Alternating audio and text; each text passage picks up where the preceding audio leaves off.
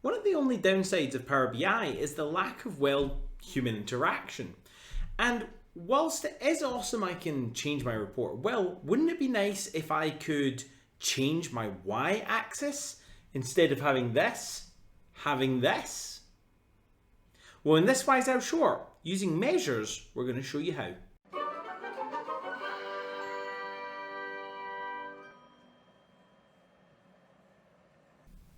In the last episode, we had a look at how we can change the filters. In this particular scenario, we took the difference to London away from each. Now that's useful, but what if I wanted to make it dynamic? Well, to do this you have to jump through a few more hoops, but it's not that difficult. On this page, I've already got everything prepared. I've got my previous example, difference to London, and I've got my new card and chart that I want to use. The first thing you have to do is find a way to communicate with your user to understand which region they're interested in. You can't use the same region name column, because if you did, you'd be applying a filter to that from an external source. The visual would only have the regions that they selected, so that's not going to work. Instead, if I swap through to Data View and I go to my region table and copy the region name column. Control C almost always doesn't work in here, so I'm going to do right click and copy. Home tab, enter data, paste in your region name. I'm going to change the column name because this is going to be a slicer. I'm going to have this as choose a region. I'm going to call my table slicer table to make it easier to keep track of. And I'm going to absolutely make sure this does not automatically join to the other table. The only thing that I want this slicer to do is filter itself. In the front end, I'm going to add that new item into a slicer.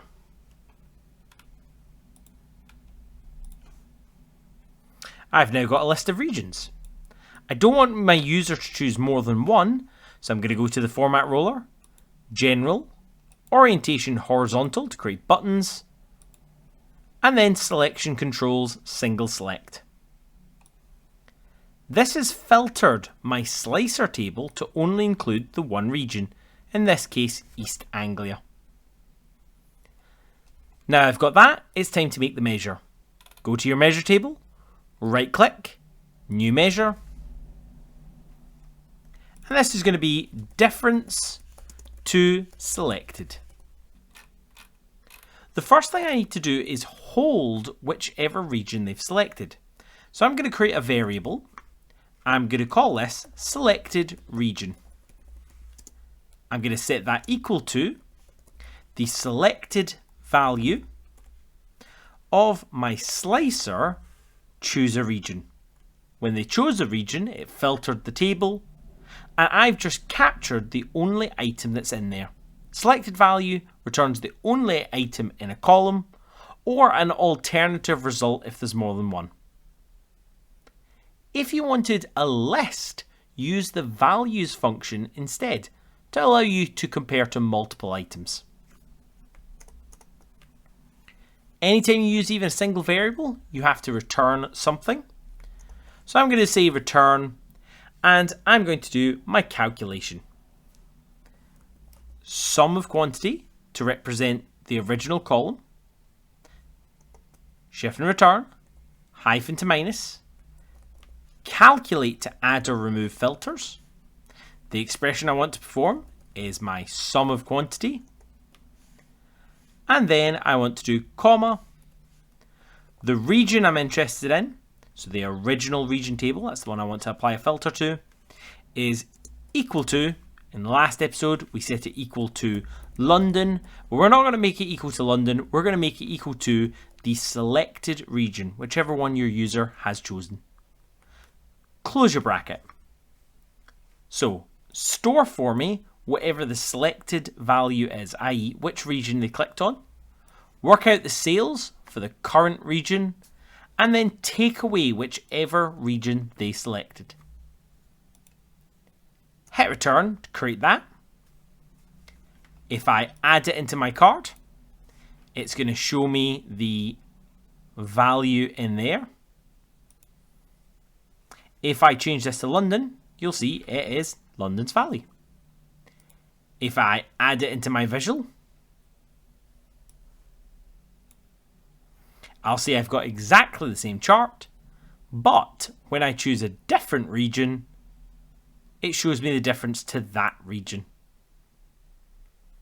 If you wanted to not return the region that you've got selected, it'd be as easy as saying if the function returns 0, then return a blank. Power BI will automatically hide blanks. This technique of creating a separate table can actually be used in more advanced ways. For example, here I've got a list of KPIs, units sold, total transaction, and the number of days I've sold on.